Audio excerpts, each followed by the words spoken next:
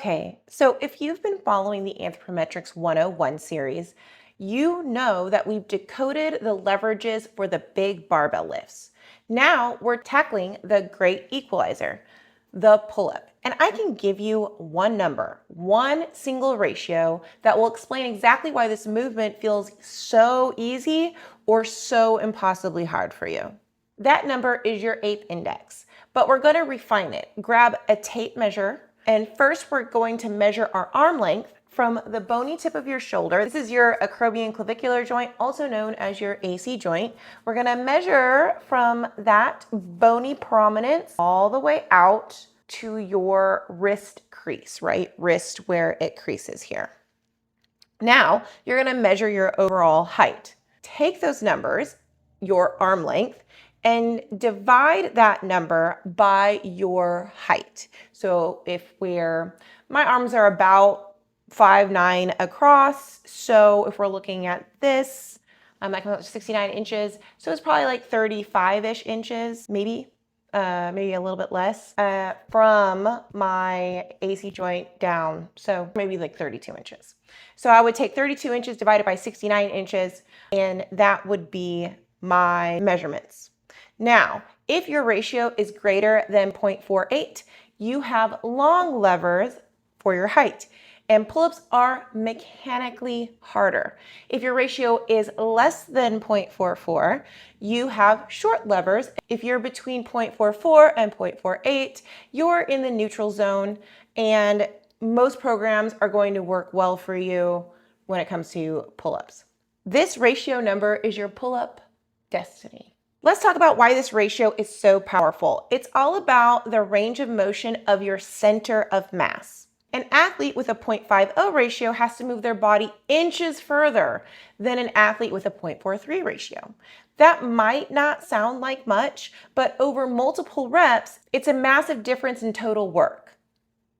It's the difference between a 100-meter dash and a 110-meter dash. It's the same event, but a completely different race, and your times are not comparable. Knowing your exact leverage profile is what we base everything on in the Biomechanics Solutions monthly program. Within this program, you'll find multiple specific programs for different body types and leverages, and you'll also see this pull-up program. We're going to discuss it here, but we're going to talk about what short levers need more of to leverage their weight properly and what long levers need more of to leverage their weight properly. I have designed programs that focus on the strengths and weaknesses of each leverage type, and you can follow that program. All of the programs I've developed for the different body types are available in this one program. So you just pay $99 per month and you get access to all of them.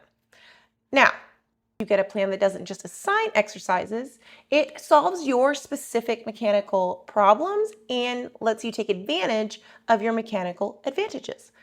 Your link is going to be in this description for you to go ahead and learn more and sign up. Now, if your ratio is over 0.48, you are a strength specialist. Every pull-up is maximal effort in control and raw power. Your number one challenge is lat strength and stamina.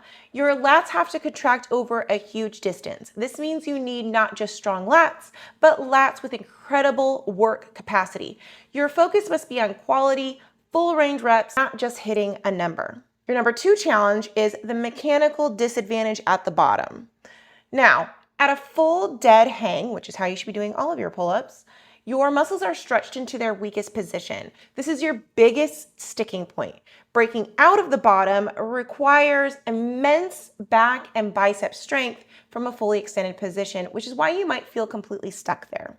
Now, your hidden advantage is hypertrophy. While each rep is harder, the mechanical disadvantage means you create more muscle damage and time under tension. For building a wide, thick, and powerful back, your leverage is a secret weapon. You are built for development, not for reps. So let's break that down. If you have long levers, because of the massive mechanical disadvantage you're put under, for each inch that you have to climb, pull, you are developing more muscle or requiring more muscular development to complete that movement. Now, people with shorter levers, they might be able to do more pull-ups more easily. It looks a lot simpler because they have a greater mechanical advantage. it doesn't require as much muscular development because they're not having to leverage as much load to create the same movement. So while it's a little bit of a disadvantage because they're a little bit harder, it also has a disadvantage because you're going to look more muscular with honestly less, I don't want to say total work, but less tangible work done. Now, if your ratio is under 0.44, you have leverage for calisthenics excellence. I personally have short upper body levers despite how long my lower body levers are. So upper body strength is a little bit easier for me than my lower body, which is just wildly, is at a wild disadvantage. Now, your body is built for efficiency in upper body pulling. Now, your number one advantage is mechanical efficiency. So you move your body a shorter distance with better leverage. This is a huge advantage for hitting high rep numbers and more advanced skills like, say, a muscle up. Your number two challenge is scapular retraction and your muscle-mind connection. Your struggle isn't raw strength. You don't really need that. It's technical mastery. Because it's easier to muscle through, you might be missing a crucial first step, which is scapular retraction. If you don't actively pull your shoulder blades down and back, you are robbing your lats of power and risking shoulder impingement. So your advantage kind of squeaks in as a disadvantage. Now, your hidden demand as a short levered puller is core and body tension. So with such efficient levers, you must focus on creating full body tension. A tight, hollow body position is your key to maximizing power. If your core is loose and wobbly, you're wasting your leverage advantage, so your core is non-negotiable for elite performance. So let's talk about how you conquer the pull-up based on your exact ratio. You attack your specific weakness. So one, for the high ratio athlete, so greater than 0.48, these are our long levered athletes, your DIY exercises are going to be scapular pull-ups. Drill the initiation. Do 3 sets of 5 to 10 reps, focusing on pulling your shoulders down. And as you get good at these, you can increase the load by adding weights between your legs, between your feet, or a weight belt. 2, weighted negatives. These are, I cannot suggest these enough, particularly for any person that is getting their first pull-up. Weighted negatives. Add 10 to 25 pounds and lower yourself for a 5-second count. 3 sets of 3 to 5 reps would be good to include in a regular routine. Now, negative pull-ups, eccentric contraction is also fantastic for developing connective tissue and joint stability. So I highly recommend them, honestly, for any movement that you ever do. 2, active hangs. Hold yourself with your shoulders engaged for 20 to 30-second sets. You could even do this as a Tabata, like 20-second hold, jump down, 10-second rest, 20-second hold, to build that endurance and that scapular memory, that muscle memory, that to initiate a pull, your scapula needs to drop first and be active, an active participant in pulling. Next, for the low ratio athlete, your focus is going to be mastering technique and building high rep endurance. For DIY exercise, you are going to want to do paused reps. So you're going to pause for 2 seconds at the top of every rep, and you're going to do 3 sets of as many reps as possible. Now, this is to create control and, again, muscle memory for all ranges of the motion that you have. 2, arch hangs. Hold the hollow body position for 30 to 60 seconds to build core tension. This will allow your lats to work more in pulling rather than pelvis stabilization because your core is doing the pelvic stabilization for you. L-sit pull-ups is another fantastic exercise. This is to add a core challenge and again to allow your lats to work to pull the arms down versus working to stabilize the pelvis. So if you can do this in an L-sit, that means we have a lot more lat function at the shoulder joint. Do 3 sets of 5 to 10 reps of these, focusing on form, and by that we mean keeping our rib cage down and keeping your legs up as high as you can. So your pull-up ratio isn't a verdict on your strength, it's a description of your journey. The high ratio lifter is on the path to building monstrous, dense muscle.